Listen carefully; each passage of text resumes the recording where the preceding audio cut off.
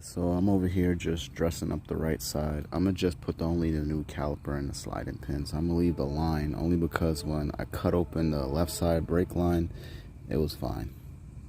So now it's starting to make sense. Now it's starting to point to a direction, master cylinder probably, which I have.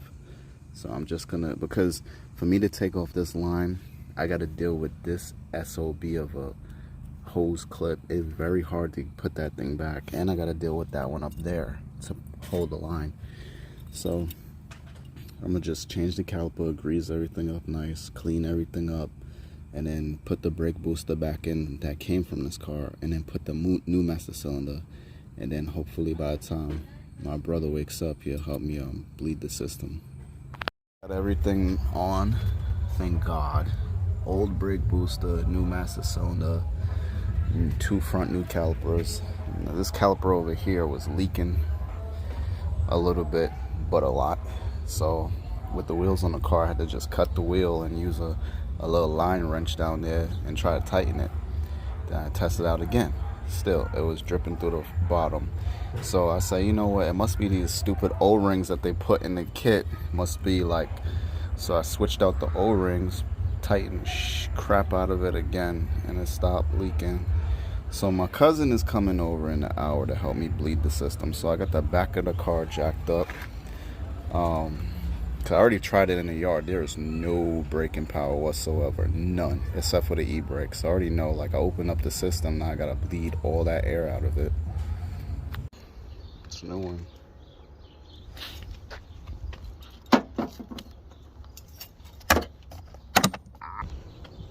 All right, goddammit. Ooh, Lord have mercy. Almost look like the soil vacuum, you know what I mean? And let's not forget it got wet. There's all the rust on it. Alright, cool. 4309. My oil filter is Mobile One, however. So, as you can tell, that's a high vacuum leak. Took the vacuum line off the brake booster. It runs hard. Smooth out. Rough. Smooth out. So what I'm attempting to do is leave the throttle body, all of that stuff alone. I'm going to attempt to spray that directly into the vacuum. Little by little, a little burst. If not, then I'll get the water and just see what happens. Look at that. Your funnel is ready, sir.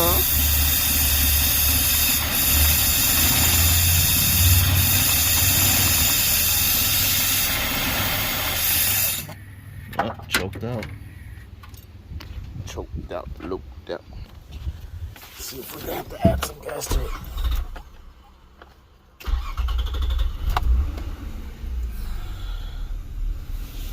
Yeah, she knows better than that.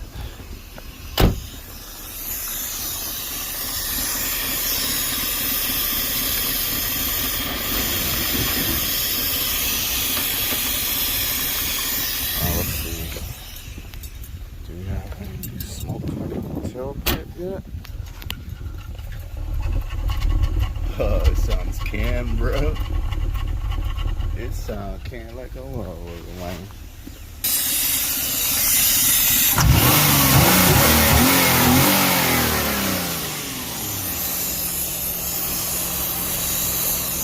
No smoke out the tailpipe yet.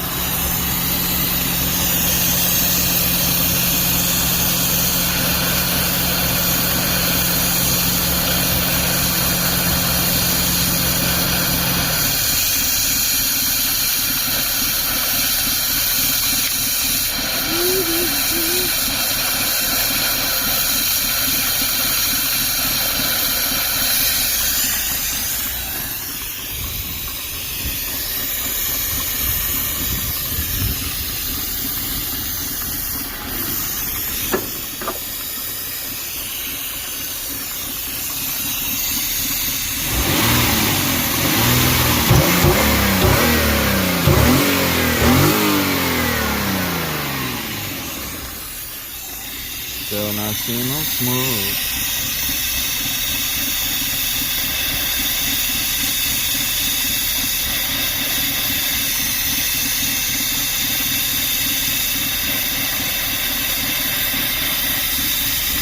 I could try to do this every month. Might help out.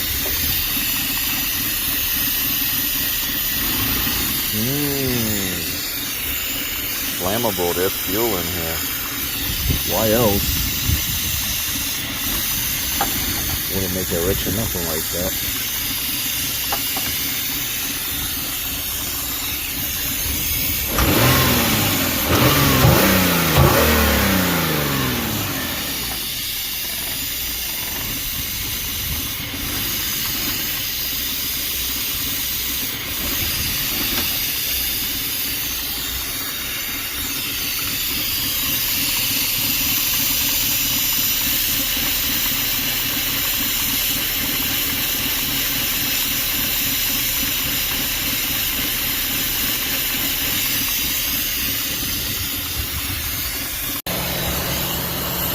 Bada boom. Bada bang.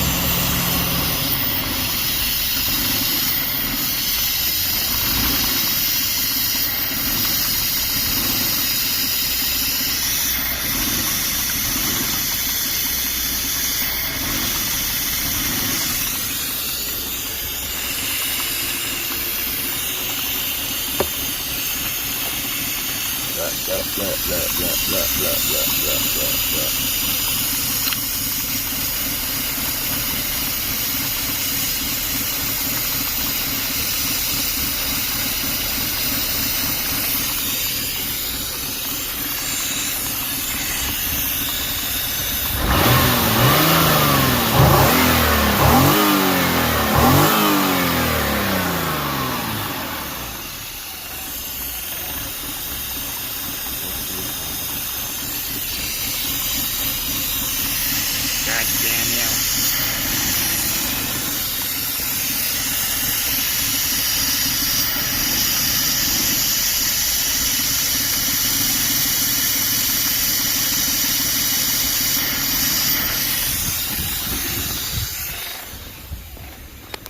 A car fan. You gotta be a fan every day.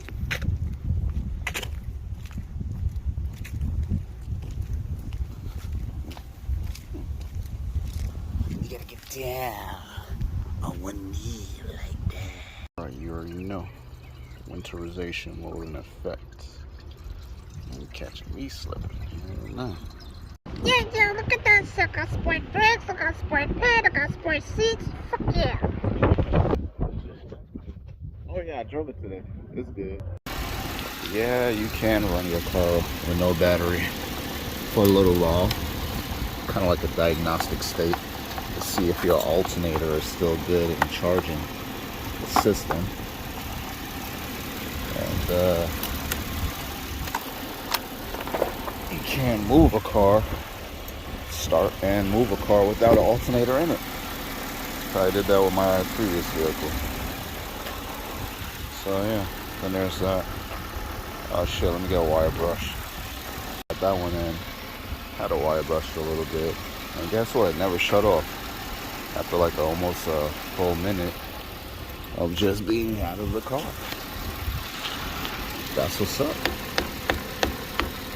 Pretty sure electronics system with stored electric energy probably got about 3 minutes the most, maybe more, before it just conks out.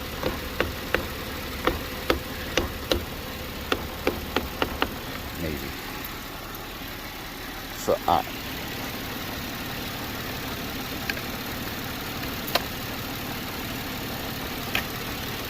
650 cold cranking amps, or rated 11 what 650 cca at 0, and that's a Dika battery. And this one, Everstart,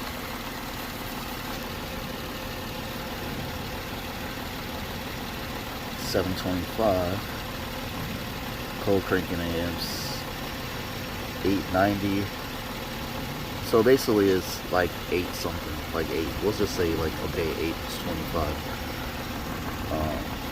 Give you that. Yep, 725. CCA, cold. 725 at like 0. And it's 0 degrees outside. 2018, we're in 2022, and November 14th. Alright, so that's not bad. It's actually pretty good. Alright, let me get these things on. Congratulations. Here we go again. Don't worry, I got the e-brake up. 284,000 miles on the 1996 Max. What do you think? Should I get that? 6,000? Looks clean. There you go, right there. Little asshole. Fucking me up. Took some hood stuff. I love the Nissan Fairlady ZX. That big brake kit and that Lamborghini, well, Nissan lights, because Lamborghini used it.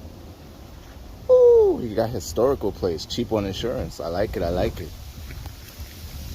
So, running without the battery on. I'm about to switch back to the higher cold cranking amps one. This one gave me scared today. Trouble free for a while, and then it just said, "Doo, doo." I had to tease it like 20 times and then press the gas for it to restart, because the headlights were good, interior illumination good, everything else, like trying to start it using a trunk release button, had to use it like twice. So thinking that this battery was just like, ugh, the hell with the cold. Here you go, 2023.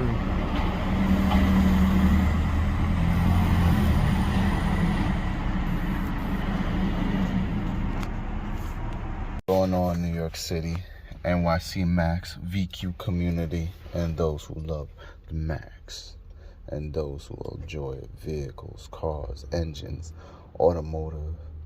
We back in the Max. Call her Maxine. She kind of dusty right now. Got me 3 bags of that chloride, whatever, rock salt. Ooh, you like that startup? Okay, do it again. Stretch your damn starter out. Do it just because. Ooh, 284,000 miles.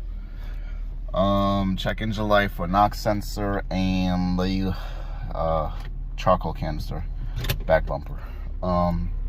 It just recently passed safety inspection like a couple days ago. No more emissions inspection on this car. It's over 25 years old. It's a 96 model. The build date on it, I believe, is later on in 96, like in the year of 96, where my cousin has a GLA, and it was actually built like late fall of 95, like September of 95, but counts as a 96 model. So, yeah, Sun Beach. We're gonna go down here. We're gonna go down here. We're gonna go to McDonald's and get some cheap dirt water. Dirt water, if you know what coffee is. And you know what makes it good is that, okay, any size for $1.99 or something like that. And on top of that, hey, get some cream and some sugar, you'll be all right. You know, let me see if I'll go around to the other side and just go inside and get my coffee. Yeah, coming around the place. Gotta watch these people. Watch. Yeah. You look so good, but you're hurting my pockets. Look at that rusty shit. God damn. Oh my god, look at the freaking resonator. You about to have a pretty too. Yeah, this whole thing is like original. Yeah, you might go straight by the I'm about to go to City Field. Look, my baby kind of leaky under there. And she need a whole bunch of exhaust work. I'm surprised. I didn't even see this. Always rushed away.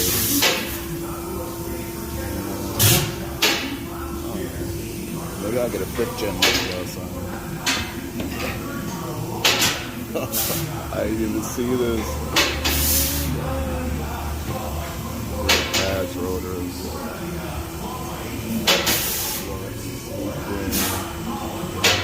And the exhaust.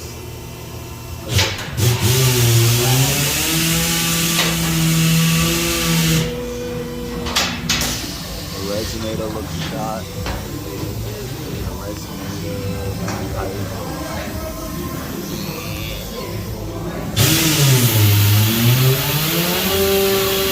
And the cat at this point is just sitting there chilling.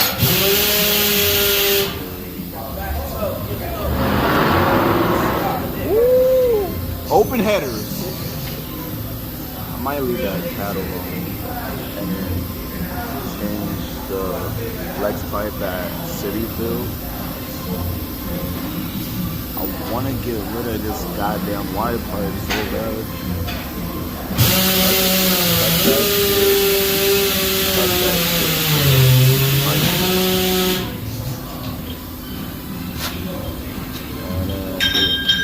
Motor mount. Got the motor mount is a bitch and a half. Alright, let me get. So, from previous vehicles, of course, things that are necessary to diagnose your car, or when things go out. This master window switch. I think you care less about the color being mixed. Like if you got a black car and you get a tan master control, I think you care less about that when you're on the driver's side and you can't roll your window down or up to order food at a drive-thru or go to the bank teller drive-thru, or if you're having a traffic stop, you can't eat, you gotta open your door, and it's a little hairy there. Speed sensor out of the transmission, and I'm thinking this was from my 99, or no, I'm wrong, this is from the tan vehicle, the tan 96 automatic max. See, it's still got its O-ring, and yeah. So, you know, cars can use like revolution speed sensors in many different ways. You'll have maybe like a speed sensor in your actual wheels, speed sensor slash ABS sensor, and speed sensor, revolution sensor, whatever, in the actual transmission. So make sure if you gotta replace a speed sensor that you are replacing one either in your trans, or if you have an ABS, is it ABS slash speed sensor on your wheels? If so, equipped. From my 99 Max, I still have these HIDs. They might be busted or broken. The filament underneath, that little thing is broken, but whatever. I'll just keep them just in case. Duralast, aka the warranty. This is a REF crank sensor that goes like this, right next to the what do you call it, in front of the oil filter, 4th gen. And of course I got at least like two fronts and 2 rear coils, and a map burrow sensor. You just never know. I'm cleaning things up, gonna transfer them, put it in a brand new bag, make sure everything is sealed from any type of water or oil contaminants, because you never know when you're gonna need it. As well as I still have an accordion boot and a mass airflow sensor that's been sprayed, taking that air filter housing off and sprayed with MAF cleaner. So that's an extra one. That's all ready to go. You never know. So I'm looking back through some boxes, and I found, you know, what I bought this car with out in Long Island, Suffolk. This car is originally from South Carolina, and I mean, this is unheard of to have a 4th gen Nissan Maxima, which is, you know, ran into, you know, these cars are ran into the ground, to have receipts. Now, granted, it could have been for any car, but receipts with mileage, receipts with odometer readings, and the actual VIN number on it. I mean, from Nissan itself. And then, you know, other places like Walmart or somewhere else, they felt competent enough to even touch the vehicle. And let's see. This is 2007. November 27th, 2007. We got oil change. We got transmission service and oil change. Rear brakes, steering hose, clamp broken, replace that. Right side, drive line. Diff seal leaking, replace that. Engine mechanical oil pressure seal leaking, which we already know how that can be. 2008, we got oil change, mileage. Okay, here we go. 208,000 miles in 2008, right? Now in 2020, February of 2020, I bought this car with at least 250, maybe 230, 40. It was well up there. Okay, so now this is 2020, and the seller said it's only been in New York for the last 5 years, previous to 2020. So you're talking about 2015. And this is where the story ends, 2015, at 232,000 miles in South Carolina. So it's starting to add up. Granted, somebody could have wrote all this stuff. Granted, it could be a lie, right? But it's at least more of a telltale. What's going on with the vehicle, if it is true. You look it over, you say, damn, they did gaskets, they did RTV, they did hoses, they did high pressure lines and stuff like that. So they didn't just do pad slap, oil, and tires. They actually got work done to the car, especially by the dealer. So if 2015, and it's been driven by the seller's daughter for 5 years, granted she was in school, it was a to and from car. I'm really thinking that, you know, by 2020, 232 turned into like 245, 250. I'll give it that, you know, I'll give it that. So let's see here now. All right, cool. Anything big? Front brakes, replace the shim kit. You know, Walmart, tires, oil, touch bar because oil was leaking, no charge. Oh, okay. Free car wash, oil leak, blah, blah. New battery with a warranty, $93. Damn. Okay. Oil change. I ain't gonna lie, they got their oil changes, but you know, these are oil changes by the year. I can see. Me, I change the fucking oil every goddamn 3 months. Every 3,000 miles, 4,000 miles the latest. I don't give a damn. I'll change the oil goddamn 4 times a year. I'm changing this shit. Needs new oil pan gasket. Alright, 2013. Oil pan gasket, 227,000 miles. AutoZone, Pep Boys. 2 oil. 2 coolant. 2 quarts of coolant. Flat tire. Oil change.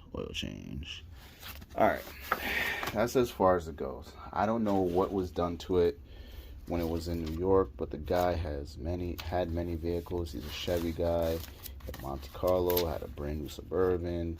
He loves his American muscle and American made vehicles, right? I don't know if everything is on here. I mean, there's RTV sealant around the timing cover, which leads me to think that somebody did the water pump at least once, and did the timing chain at least once for the tensioner. Because if not, I mean, even if they did, I gotta see for myself what it's worth.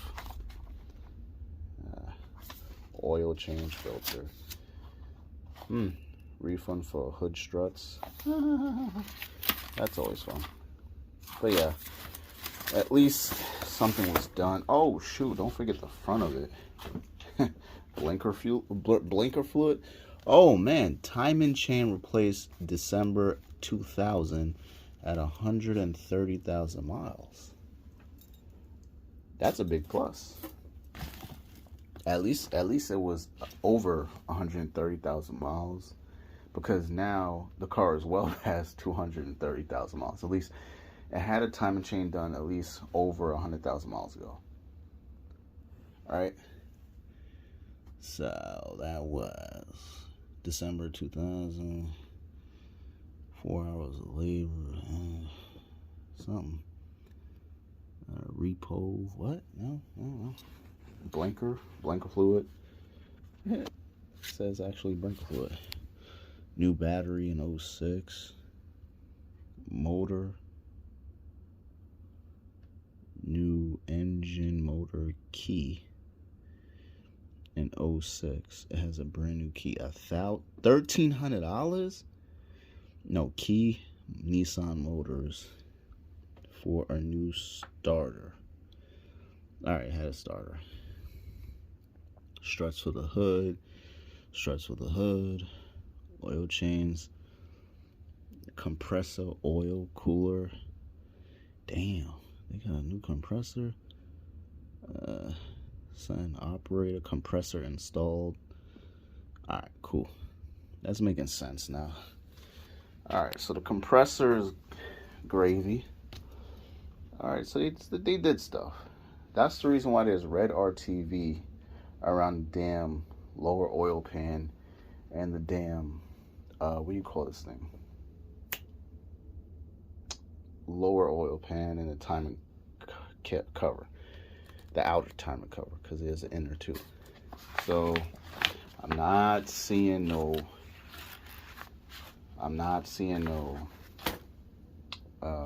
evidence of a water pump.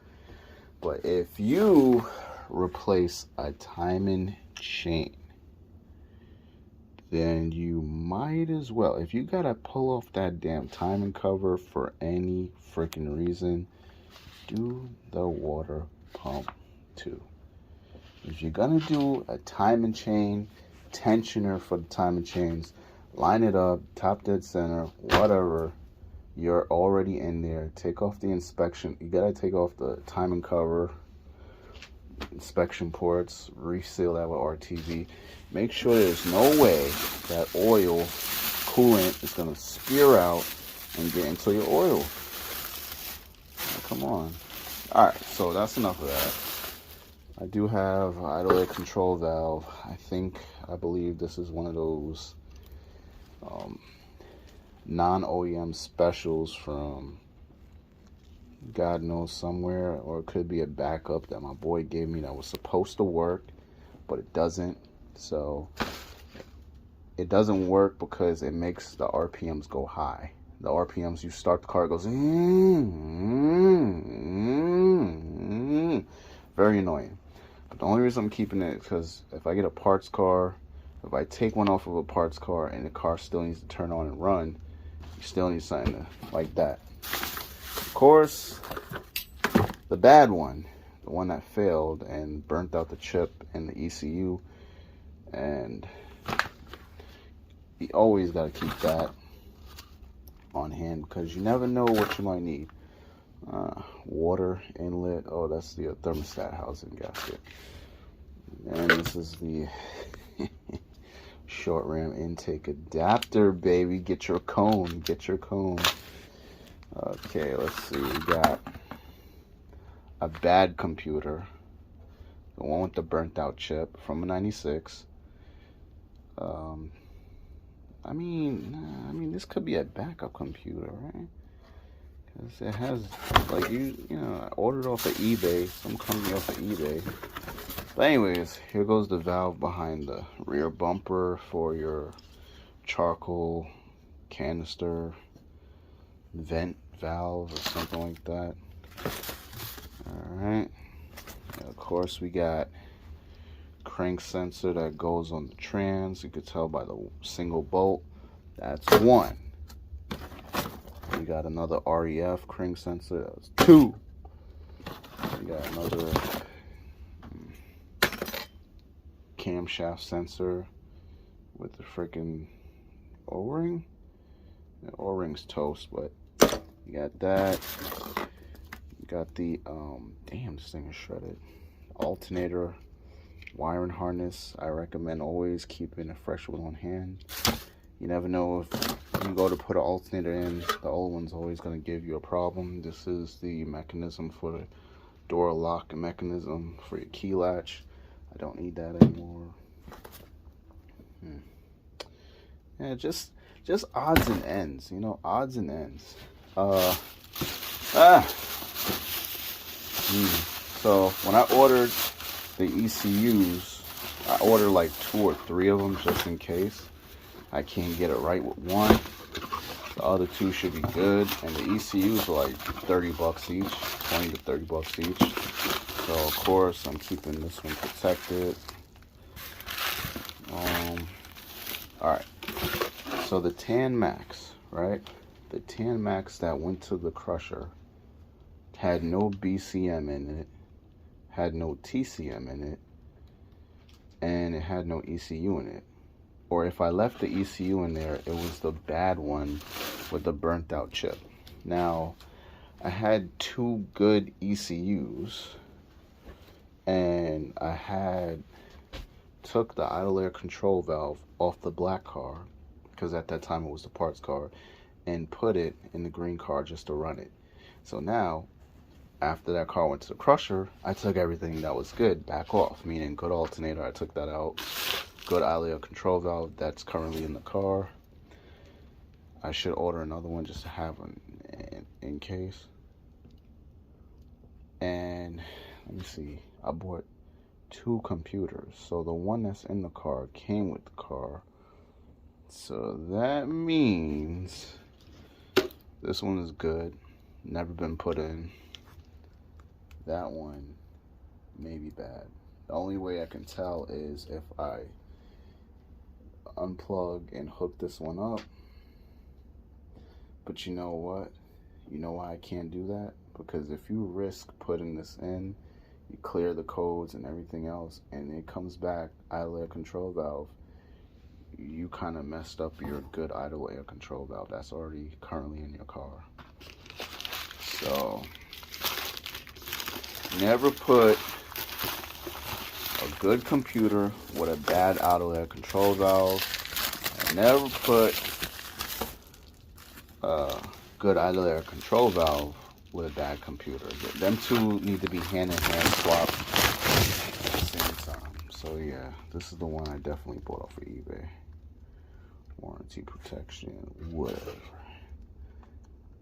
Okay, now I remember. Yeah, this is a good computer, never been installed.